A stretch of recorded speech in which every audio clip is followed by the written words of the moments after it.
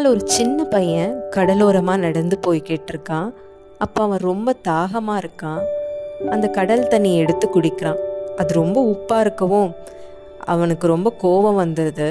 அந்த கடல் மணலில் நீ தான் இந்த உலகத்திலேயே ரொம்ப மோசமான கடல்னு எழுதிட்டு வந்துடுறான்.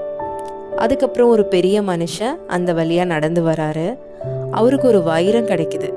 உடனே அந்த பெரிய மனுஷன் சந்தோஷத்தில் இந்த உலகத்திலேயே நீதான் சிறந்த கடல் அப்படின்னு அந்த கடல் மணலில் எழுதிட்டு வராரு. கொஞ்ச நேரம் கழித்து கடல் அலை வந்து அந்த சின்ன பையன் எழுதினதையும் சரி, இந்த பெரியவர் எழுதினதையும் அப்படியே கடலோட அழித்து எடுத்துகிட்டு போயிடுது. இதிலிருந்து நாம் என்ன தெரிஞ்சுக்கணும் அப்படின்னா, இங்கே கடல் அதோட வேலையை அது செஞ்சுக்கிட்டே இருக்கும். அதுபோல் நம்மளும் நம்ம வாழ்க்கையில் நம்மளை பற்றி நல்லதும் சொல்லுவாங்க, கெட்டதும் சொல்லுவாங்க. அதை ரொம்ப உள்வாங்கிக்காமல் நம்ம வேலை என்ன அப்படிங்கிறத உணர்ந்து அதை நம்ம சரியாக செஞ்சுட்டு வந்தாலே போதும்.